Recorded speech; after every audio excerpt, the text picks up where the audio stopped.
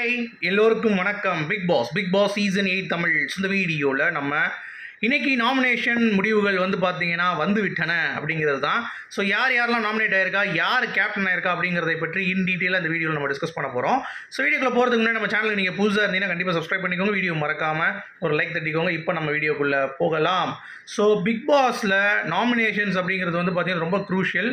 So இந்த வட்டமும் boys கேர்ள்ஸை பண்ணணும், girls பாய்ஸை பண்ணணும் அப்படின்ற மாதிரி தான் பார்த்தீங்கன்னா நாமினேஷன்ஸில் இருக்குது. ஸோ புது கேப்டன் யார் ஆயிருக்கா அப்படின்ற ஒரு தகவல் நமக்கு கிடச்சிருக்கு. ஸோ மஞ்சரி தான் கேப்டன் ஆஃப் த ஹவுஸ் அப்படிங்கிறது தான். என்னடா காலைல மஞ்சரி தான் வச்சு செஞ்சீங்க, அவங்களே கேப்டன் வந்துருக்க போகிறாங்க, அப்போ இனிமேல் செத்தாங்களா அருண் முத்துக்குமரனும் அப்படின்ற மாதிரி தான் இருக்குது.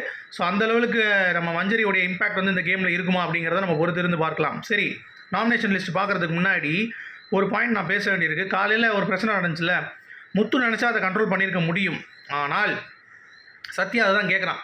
போகும்போது வடிவேல் மாதிரி சொன்னேன்னு தெரியுமா, போன வீடியோ சொல்லியிருப்பேன். வடிவேல் அப்படியே போய் பக்கத்தில் இதுக்கெல்லாம் நீ தான் காரணம் அப்படின்ற மாதிரி சொல்லுவார்னு சொன்னேன்ல, அதே பாயிண்ட் தான் நானும் இப்போ சொல்கிறேன். என்ன அப்படின்னா, ஒரே ஒரு எண்ணத்தில் முத்து முடிவு பண்ணிட்டார், இந்த வட்டம் நான் எல்லாத்தையும் கொளுத்தி போடுறேன் அப்படின்ட்டு. அதுதான் பாயிண்ட்டு. அது சத்யா புரிஞ்சுக்கிட்டான். பட் சத்யா கிட்ட அவர் கிளாரிட்டி கொடுத்துட்ருக்காரு, நான் எதனால் உள்ளே வரல மாமா அப்படின்னு சொல்லிட்டு. என்ன அப்படின்னா, எனக்கு டாஸ்க் கொடுத்தது மஞ்சரி. ஸோ சௌந்தர்யா எனக்கு சொல்லும்போது நான் எப்படி நிப்பாட்டணும், அதே மாதிரி இல்லைடா எல்லாம் சத்திட்டு இருக்கும்போது நீ நிப்பாட்டிருக்கலாம்டா அப்படின்னு நான் எப்படி நிப்பாட்ட முடியும்? கேப்டன் பேசுகிறாரு, கேப்டன் மஞ்சரிட்ட பேசிகிட்டு இருக்காரு, இஷ்யூஸ் அட்ரஸ் பண்ணப்படுது, அப்போ போய் நீங்கள் பேசாங்கன்னா எப்படி ஒத்துக்க முடியுமா? அது எப்படி உலக வழக்கமாகும் அப்படின்ற மாதிரிலாம் முத்துக்குமரன் சூப்பராக பேசுகிறாரு. பட் சத்யா கொஞ்சம் புரிஞ்சிருச்சு, ஓகே முத்துக்குமரன் நினச்சிருந்தா இதை முடிச்சிருக்கலாம் அப்படின்னு சொல்லிட்டு. பரவாயில்ல, கேம் வைஸ் சத்யாவும் பார்த்தீங்கன்னா கொஞ்சம் திங்க் பண்ணுறது கொஞ்சம் நல்லாயிருக்கு. பட் அடித்து ஆடுறது மாதிரி எவனுமே வரமாட்டான் அப்படிங்கிறத பார்க்க முடியுது. ஸோ அப்போ தான் அருண் சிவகுமார் எல்லாம் உட்காந்து பேசிக்கிட்டு இருக்கும்போது சொல்கிறாங்க, இந்த மாதிரி மஞ்சரி நான் ஆட்டிடியூட்டில் நம்ம கையை கட்டிட்டு தானே இருந்தேன், அவங்க தான் இப்படி ஆடினாங்க அப்படின்ற மாதிரி சிவகுமார் சொல்கிறாரு. ஆமாம் கரெக்டு தான் அப்படின்ற மாதிரி. ஸோ இனிமேல் தண்டனைலாம் நம்ம கரெக்டாக மேற்பார்வையில் நடக்கணும், இல்லாட்டி எதுக்கு தண்டனை கொடுக்குறீங்க, இன்னும் வீடே மாறல, ரூல்ஸே இது பண்ணல, அதுக்குள்ளே நீங்கள் எப்படி தண்டனை கொடுக்கலாம் அப்படின்ற மாதிரிலாம் பார்த்தீங்கன்னா பேசிகிட்டு இருக்காங்க. உள்ளே முத்துக்குமரன் சொல்லிகிட்டு இருக்காரு, சிம்பிளாக இதுதான் நான் தடுத்திருந்தா ஓகே தடுக்கலாம், பட் நான் வாண்டடாக போக விரும்பலை.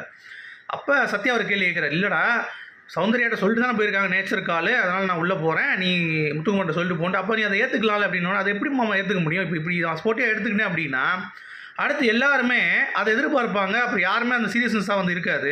ஸோ அந்த சீரியஸ்னஸ் வரணும் அப்படின்றதுக்காகத்தான் நான் பண்ணேன் அப்படின்னா முத்துக்குமரன் சொல்லும்போது, எப்பா இது உலக நடிப்புடா சாமி அப்படின்ற மாதிரி இருந்துச்சு. அடுத்து வர்ஷினிக்கும் அருணுக்கும் ஒரு முட்டிக்குச்சு.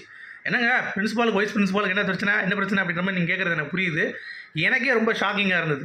ஏன்னா இப்படிலாம் நடக்குமா அப்படின்ற மாதிரி. என்ன அப்படின்னா, நீங்கள் யோசிச்சு பாருங்கள், ஒரு பேட்டர்னில் இவங்க 2 பேரும் லவ் பண்ணுற மாதிரி இருக்குது அப்படிலாம் பேசினவங்க இன்றைக்கி திடீர்னு தண்டனை கொடுக்குறப்ப அவரும் விசாலும் படுத்திருக்காங்க பக்கத்தில். அப்போ 2 பேரும் தூங்கிட்டாங்கன்னு சொல்லிட்டு வேறு யாராவது தண்டனை கொடுக்கணும் அப்படின்ட்டாங்க. சரி நான் கொடுக்குறேம்மா, பிக் பாஸ் அறிவிச்சிட்டார் டக்குன்னு. அனிஷிதா தூங்கிட்டு இருந்தாங்க ஆனந்தி பாடியில் படுத்து. வர்ஷினியும் பார்த்தீங்கன்னா பக்கத்தில் இருக்கும்போது யாரோ தூங்கிட்டு இருந்தால் வர்ஷினி எடுக்கிறாங்க, ஆனந்தி எடுக்கிறாங்க தண்டனை கொடுக்குறதுக்கு. அப்போ வர்ஷினி கேட்குறாங்க, அப்போனா காலையிலேருந்து தான் தூங்கிட்டு இருந்தாங்க, அருண் நீங்கள் தூங்கிட்டு இருந்தீங்க, அப்போ உங்கள் பக்கத்தில் யார் இருந்தாலும் அவங்க கொடுக்கணும்னு தீபக் போய் வாண்டடாக வண்டியில் ஏறுறாரு. தேவையில்லாது தானே அது. அப்போ ஃப்ரெண்ட்ஷிப்புங்கிறது வருது இல்லை. கேட்டால் சொல்கிறாரு, கேப்டனால் யாருனாலும் முடிவு பண்ணலாம் அப்படின்னு சொல்கிறார். அப்போ கேர்ள்ஸ் டைமில் மட்டும் அப்போ கோவம் வரும்ல, அப்போ கேர்ள்ஸ் டைம் மட்டும் பக்கத்தில் இருக்கவங்க சொல்கிறீங்க, பாய்ஸில் யாராலும் முடிவு பண்ணலான்றீங்க அப்படின்னோடனே அருண் கிளாரிட்டி கொடுக்குறாரு. மைக்கு போட்டிருக்கவங்க பக்கத்தில் தான் நான் சொன்னேன், தூங்குறவங்க பக்கத்தில் யாராலும் பண்ணலாம் அப்படின்னு சொல்லி அவங்கவுங்க இஷ்டத்துக்கு ரூலை மாற்றுறாங்க. உடனே காண்டாயிட்டாங்க கேர்ள்ஸ். எப்படி அதை மாற்றலாம் சொல்லுங்கள் நீங்கள், எப்படி நீங்கள் அப்படின்ற மாதிரி கேட்கும்போது அருண் பார்த்தீங்கன்னா பதிலே தெரியாமல் கொஞ்சம் சமாளிக்கிறார். ஐயோ என்ன பண்ணுறதுன்னு தெரியலையே, மாட்டிக்கிட்டோமே நம்ம வேறு அப்படின்ற மாதிரி ஒரு ஃபீல்டில் இருக்கார். அப்போ தான் ஒரு திடுக்கிடும் திருப்பம் நடக்குது. விஷால் சௌந்தர்யா கிட்டே எப்பா நிறைய பேர் சொல்கிறாங்க, அப்புறம் நான் தூங்கிட்டேன்ற மாதிரி பண்ண போகிறாங்க. நான் தூங்கவே இல்லைங்க, பக்கத்தில் அருண் தான் தூங்கினார் அப்படின்னோடனே, ஓ அருண் தான் தூங்கினார், அப்போ யார் பண்ண போகிறா அப்படின்னு சொன்னோடனே சிவகுமார் நான் பண்ணுறேன்ட்டு போயிட்டார். சரின்ட்டு அப்புறம் ஐயோ நான் தூங்கிட்டேன் நினச்சி திருப்பி எனக்கு தண்டனை கொடுக்க போகிறாங்க என் பக்கத்தில் இருக்கவங்கள, இல்லை வேறு யாராவது தூங்கிட்டாங்கன்னா நான் பக்கத்தில் இருக்க தண்டனை கொடுக்கணும் அப்படின்ற மாதிரி ஓவராக பண்ணுறான் விஷால். புரியுதா அவங்களுக்கு? ஒரு தடவை அவனை சொல்லிட்டாமா, அந்த பாய்ஸ் டீமை சொன்னாலே கேங்கு ஃபார்ம் ஆகிடுறாங்க. அருண், சத்யா, நம்ம முத்துக்குமரன், அப்புறம் விஷால். ஸோ இவங்க 4-5 பேர், ரஞ்சித், எவனாவது ஒருத்தர் சொன்னால், தீபக் எவனாவது சொன்னான்னா உடனே ஃபயர் ஆகிடுறாங்க அப்படிங்கிறது பார்க்க முடியுது. ஸோ இன்னும் சௌந்தர்யா ரொம்ப அழகாக சொல்லுவாங்க அந்த விஷயத்தை. என்னென்னா, இவங்க தான் ஃப்ரெண்ட்ஷிப் இருக்குமா, ஆனால் நாங்கள் எங்களுக்குலாம் ஃப்ரெண்ட்ஷிப் இருக்கக்கூடாதான், அது எப்படி நான் நியாயம் அப்படின்ற மாதிரி கேட்குறாங்க. வேலிடான பாயிண்ட்டு. அது அப்படி தான் இருந்தது. வெளியே இருந்து நீங்கள் டக்குன்னு பார்த்தீங்க அப்படின்னா இவங்க என்னடா அப்படி பண்ணுறானுங்க அப்படின்ற மாதிரி நீங்களே ஃபீல் பண்ணுவீங்க. அந்த லெவலுக்கு வந்து பார்த்தீங்கன்னா அடித்து நகர்த்துறாங்க அப்படிங்கிறது பார்க்க முடியுது. ஸோ செம வீடை ஆக மொத்தம் 10 எரிச்சிட்டாங்க. அதுக்கடுத்து வர்ஷினிக்கு டாஸ்க் கொடுக்குறாங்க, தண்டோரா போடுற மாதிரி. ஆனந்தி கொடுக்குறாங்க, அப்புறம் சிவகுமாரும் பண்ணிடுறாரு, தீபக்கும் பண்ணிடுறாரு. முடிஞ்சிருச்சு அந்த பிரச்சனை.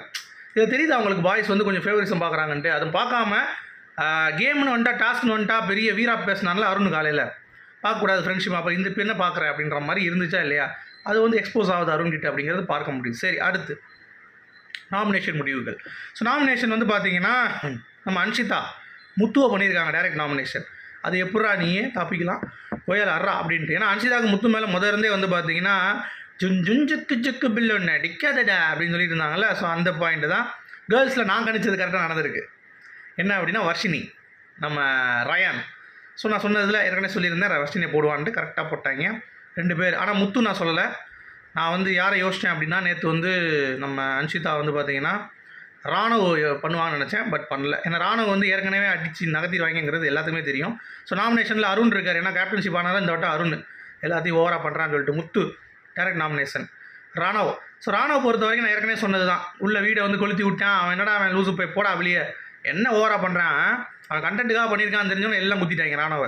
அடுத்து சிவா நான் ஏற்கனவே சொன்னேன், உள்ள எல்லாத்தையும் கடுப்பேற்றிட்டு இருக்காரு. இந்த பொண்ணுங்களை கிள்றது, அப்புறம் வந்து வாண்டடாக போய் எல்லா விஷயத்துலையும் அட்மிட் ஆகிறது, திருடி திங்கிறது, இன்னொருத்தனுக்கு வச்சுருக்க உணவை, அதெல்லாம் வந்து கொஞ்சம் இரிட்டேட் ஆகிருக்கும். அதை அடிச்சிருப்பாங்க. விசாலு எப்போ இது தப்பிப்ப, சும்மா வந்து சேஃப்டியை மாட்டிகிட்டே இருக்கல போடு அப்படின்னு சொல்லி போட்டாங்க. ரயான் பொறுத்த வரைக்கும் சௌந்தர்யா கூட என்ன மச்சான் வா மச்சான் அப்படின்ட்டு இருக்காங்கல்ல, நீ வா மச்சான் நாமினேஷனுக்கு சொல்லிட்டு நாமினேஷனுக்குள்ளே கொண்டு வந்துட்டாங்க. வர்ஷினி டைரக்ட் நாமினேஷன் கண்டிப்பாக உள்ளே வருவாங்கிறது தெரியும். சௌந்தர்யா போன வாரம் ரோஸ்ட் விஜய் சேதுபதிக்கு எப்படி இருக்குது அவங்களுடைய பல்ஸ்ன்னு சொல்லி பார்க்குறதுக்கு போட்டாங்க. ஆர்ஜே ஆனந்தி அப்பாடா வந்துட்டாங்கடா அப்படின்ற மாதிரி ஆர்ஜே ஆனந்தி. ஸோ அவங்களுடைய ஓட் பேங்க் எடுத்து பண்ணி செக் பண்ணிடலாம். அடுத்து பவித்ரா ஜனனி பொறுத்த வரைக்கும் அவங்க இருக்கிறது நாமினேஷனில் இருந்தாலும் யாருக்கும் தெரிய மாட்டேது, வீட்டில் இருந்தாலும் யாருக்கும் தெரிய மாட்டேது. நான் ஒருத்தர் இருக்கேன்டி அப்படின்ற மாதிரி சண்டை போட்டுட்ருக்காங்க. ஸோ அவங்க கடைசி வரைக்கும் வந்துடுவாங்க நினைக்கிறேன் 90 நாள். ஏன்னா மக்களுக்கே தெரியாது பவித்ராங்கிறத மறந்தாலும் அங்கே வந்து ஓட்டு போட்டு போயிடுவாங்கன்னு நினைக்கிறேன். மக்கள் ஓட்டு போடுறது மட்டும் ஆமாம்ல, இதே பவித்ரான புது பேராக இருக்குது, சரி குத்தி விடுவோம் சொல்லி குத்தி விட்டுருவாங்க போல தெரியுது. அடுத்து ஜாக்லின் தொடர்ந்து ரெக்கார்ட் பண்ணிகிட்டு இருக்காங்க இந்த பிக் பாஸ் வீட்டில் வரிசையாக நாமினேஷன்.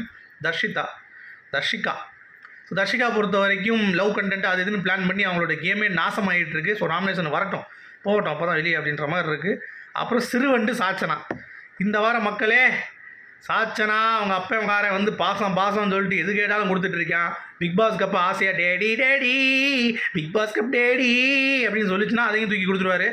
அதனால் தயவு செஞ்சு கொஞ்சம் பார்த்து மக்களே புரிஞ்சுக்கணும்னு நினைக்கிறேன் உங்களுக்கு. ஸோ இவ்வளோ தான். ஸோ எத்தனை பேர் நாமினேஷன்ஸ் இருக்காங்க அப்படிங்கிறது பார்த்தீங்கன்னா கிட்டத்தட்ட பாய்ஸ்லேருந்து 1 2 3 4 5 6 பேர், கேர்ள்ஸில் 1 2 3 4 5 6 7, ஸோ 13 பேர் என் கணக்குப்படி வேறு லெவல். ஸோ மஞ்சரி கேப்டன். ஓகே, ஸோ உங்களுடைய கருத்துக்கு சொல்லி மீண்டும் சந்திப்போம். Good bye.